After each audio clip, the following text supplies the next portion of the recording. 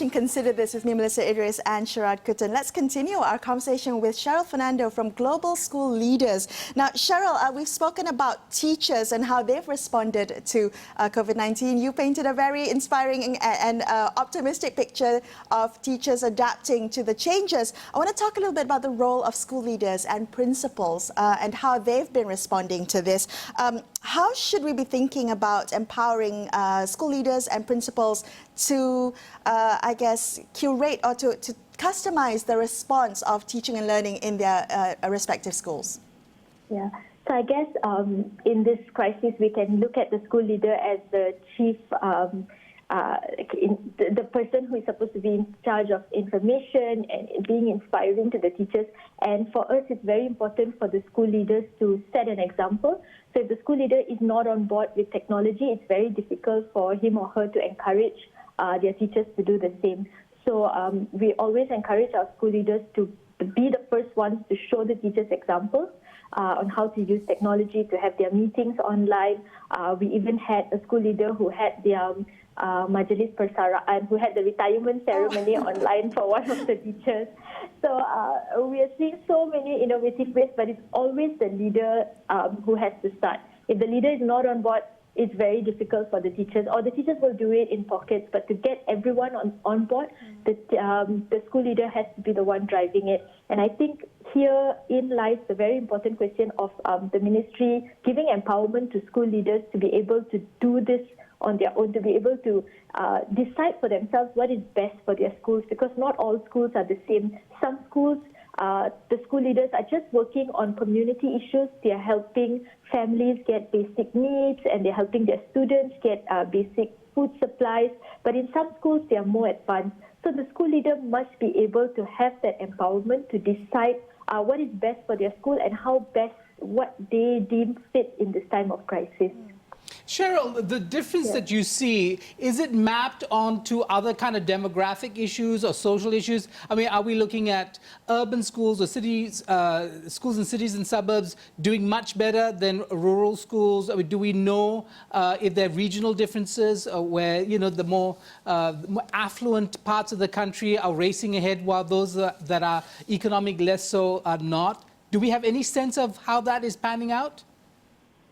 So for the schools I work with the schools in KL. We see the issue of urban poor, of course, being one of it. And in many of our schools, the students who are from the B40 communities, they have problems because they don't have access to digital devices. So the digital divide is there. At least when everyone was going to school, it was somewhat of an equal playing field. So every student could get access to that education. But now it's the students who have devices and they have data, they have access. The students who don't, they do not have access. And it's happening in many of the urban schools as well that we work with, even places like TJ and Damansara as well. But Cheryl, how does this impact the teachers? So we talked about the students, but how does that impact teachers in wanting to deliver and wanting to do their best for their kids? How does that impact them? So one of the things that we tell our teachers is when you look at the Maslow hierarchy of needs, so we tell them if the bottom part is not achieved, the safety, their physiological needs is not achieved, it's very difficult to talk about learning. So a lot of times we see teachers, especially school leaders as well, trying to help the students get by with the basic amenities. The school leaders that we work with, they reach out to corporates to get them to help the students, and then only they think about learning. Because this is not the business as usual. Times are different. So I think it's okay to ensure that the students are getting their basic needs first before looking at their learning. Yeah. I'm wondering whether that's a bit realistic. I'm wondering whether there's an opportunity here, Cheryl, for us to kind of look at other countries and see what they're doing, learn from their perhaps experiences and best practices. I understand you participated in a webinar recently. You spoke to the former Minister of Education from Liberia about how they dealt with the Ebola crisis. What were some of the learnings you can share with us? Yeah, so I think when he shared with us about the crisis in Liberia, the few things that he said is they really focused on communication. So they wanted to ensure that everyone was getting a clear communication, whether it was school leaders, whether it was teachers and students, onto like what they're supposed to do now, how much they're going to learn, how long the lockdown will last for, and that was very important for them as well. And he also talked about they used a lot of open sources, like they used the government, they used the radio channels and TV channels to help their students. And he also spoke about the reopening of schools. And that's when he said that this is really a time for reform. This is really a time for us to reimagine education because we speak so much about this, but no opportunity to do so. So this is the time for us to reimagine education. And how would you reimagine education for Malaysian students and teachers as well, Cheryl?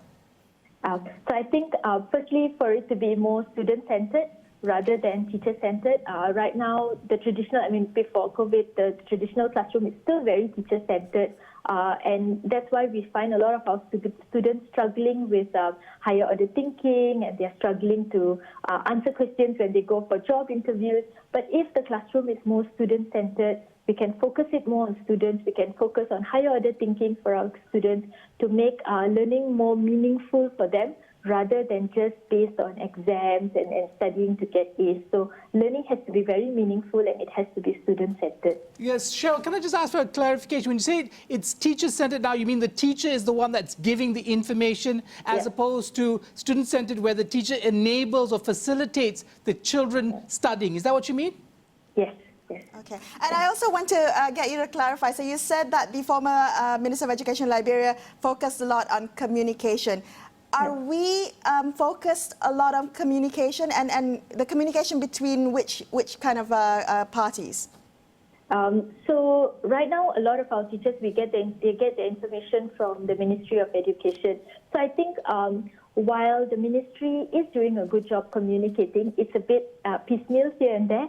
So it'll be good if teachers can see like a clear plan on what's going to happen in the next few months. And I know it's quite unfair to say this because I'm sure the ministry is still thinking about it, but it'll be nice for teachers to have some sort of direction on like, okay, so for this month, this is what's going to happen, and then next month, this is what's going to happen, this is how learning will look like. It's nice to have like some sort of direction. And I know there's no playbook for education in pandemic, but it'll still be good to see like some sort of a clear action plan from the ministry. Cheryl, thank you so much for speaking with us tonight, and thank you for the good work that you and your team do, and happy Teachers' Day to you and all educators. That's all the time we have for you on this episode of Consider This. I'm Melisa Idris. With me, Sharaad, Kuttan, signing off this evening. Have a wonderful weekend ahead. Thank you so much for watching, and good night.